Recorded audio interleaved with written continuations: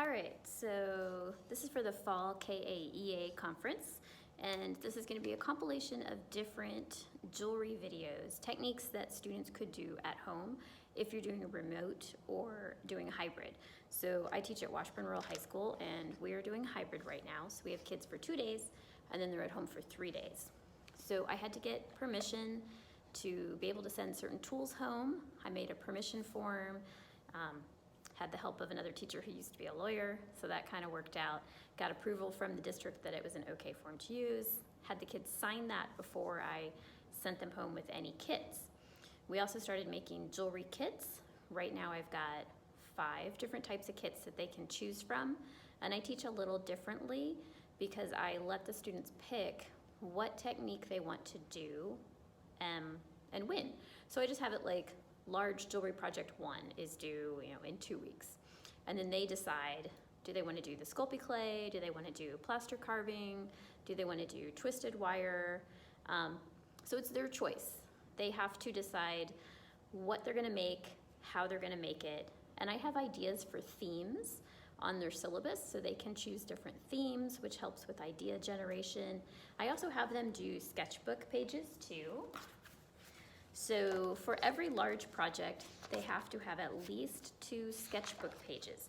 So that's showing me that they really thought about what they're gonna make and how they're gonna make it and why they're gonna make that piece. So there's a lot of research into it. They have to have images on there showing where their reference is. If you're gonna do a plaster cast of, or pewter cast of a cat, you need to know what a cat looks like. And why were you thinking of doing that? And what do you want it to look like in the end? What inspired you? So those kind of things can easily be done at home, especially if you're in a hybrid model. And then when you come to school, you can work with tools like the saws and the torch that obviously we can't send home. I was told no at sending saws. So we came up with some ideas. I worked with another teacher, and we came up with some ideas of things that could be sent home. We created kits. We have plaster carving, and then they would carve into the plaster their design, and then when they come back, we would cast it with pewter. Usually the pewter casting is something that we as the teachers do, so this could even be done if it was completely remote. The student could pick up the kit and then do the carving and then bring it back, and I could cast it, and then they could come pick up their piece. So that could be if we went completely remote also. And then they would have their 2 sketchbook pages with it also. We came up with twisted wire. These are just like little samples. And I'll have a video showing how to do this too. It's really pretty easy. So in this kit, and I just used Ziploc bags, put everything in it. So I had a sheet of instructions with general ideas, a pair of pliers, pair of cutters, and wire. I typically put in either copper, brass, or nickel silver, usually about 16 gauge or 18 gauge. 18 twists a little better. 16's a little harder to twist, but still doable. And then I put in like a thinner, like 24 gauge for wrapping, or, whoops. Or if they wanted to add beads to it. So you could wrap and twist and put beads. So you could even hang dangles off of it. The kids have been getting really creative and coming up with some great ideas. I'll try to have some slides at the end of things that students have made so far. They could even do words. And then this was done super quick. And then you could come in and add more wire and beads and different things. It could become an ornament or a wall hanging or a garishly large necklace. So that would be twisted wire. You can even do crocheted wire. I'll have a video on that also. So you could crochet wire. I made mine a little too short since it was just a sample, but since it was short, I thought, well, how can I fix it? I took some wire, made it into a sort of curvy shape and some twists, hooked my jump rings onto that and my clasp, and then I also flattened it a little bit with a hammer. If your school allows it and you have enough tools, you could send a hammer home and they could do twisted wire, and then they could hammer it flat and hammer a texture into it also. So that's another thing. you could do Sculpey clay. We happen to have some Sculpey clay left from a different project, so we thought, let's do some Sculpey clay charms or Sculpey clay earrings. I'm not sure bracelet would hold up quite as well, but it could be a necklace. There are some excellent examples on Pinterest. Here's a little giraffe charm, a little like wax soda bottle charm. You could put them on paper clips, have it be like for your notebooks or keeping notes. Here's a little Minnie Mouse cupcake. So pretty much anything you can think up. And then we did little instructions on these too, little video showing how you just make things with your hands and tools that you have at home, like a spoon or a knife or a toothpick. So this one is very simple. It's just baked in your oven, 275 degrees, 15 minutes per 1/4 inch. Very low tech, easy to send home. A lot of kids have really enjoyed this too. So I know it's jewelry and they're not getting to use a torch, that they're not here, but it's figuring out different ways to still have it be worthwhile and finding out new things. Pinterest is actually a good place to look for this. Lots of good ideas, and the kids talking together have been great. We also use Padlet, which is a website that they can share their images on, they can critique each other's artwork, and then that way they can see what the kids are doing, since they're not all in the room together to look at everything. Another at-home project would be beadwork. You can make a bead loom out of a box lid and using string or thread. It's just little seed beads. You could use bigger beads, so if you need someone that needs to be adapted for, pony beads work really well. Macrame is another idea, especially for a student that you might need to adapt projects to. Macrame with yarn or string that could be a little larger for them to hold, and the pony beads are easier to grasp than the small beads. It also works with counting, so if you have a student that needs to be working on their counting skills, that can help too, because they have to keep track of the rows. This is something that can be easily drawn out in a notebook using a grid. They could plan their design and then weave it.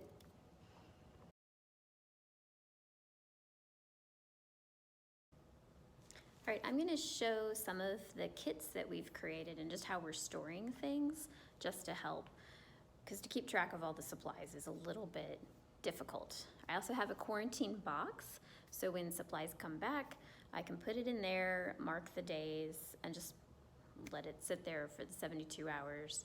Last time I actually took stuff out and then cleaned what I could too, just to be doubly sure. So I've got it set up over here, and we have little checkout sheets in front of the box, and each box has a different technique in it. And then we have some choice boxes at the end where they can decide, totally what they want. So our first one is pewter carving, and it's got the instructions. It has a list of the tools that's in it. And if they wanted to do that, they would put their name, put what date they're taking, and then they would just grab the kit.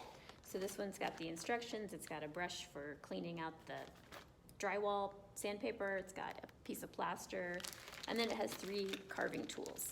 And it has paper in there so that they can put the paper underneath when they're working at home and not get powder everywhere. And that's actually on the instructions too. It's like, please pay attention when you're at home and don't make a mess in your house. So that's the first one. The second one is twisted wire, and we just took some instructions, wrote them in there, put some pictures. We have videos on our Google Classroom that show how to do all of this. This kit just needs cutters, pliers, instructions, and some wire. This one's got brass, thin copper, and nickel silver. So when they do the wire ones, they could also pick beads. And since we're hybrid, when they're here, they can go over and pick beads at the bead station, kind of over in there, and then put them in a little bag, take them home with them, bring back what they don't use, because I don't have unlimited supplies. This over here is for unsoldered bracelets or chains, and so it's got different directions, different ideas. yet again, it's got the wire, it's got cutters and pliers. So some of the stuff really is only 4 things in a bag. This is the Sculpey clay bin. So it's got the clay, instructions in a bag, and then we have boxes that the aide can add into. So we try to offer a lot of choice, give a lot of samples, lots of videos on our Google Classroom under resources, and I'll have those in here.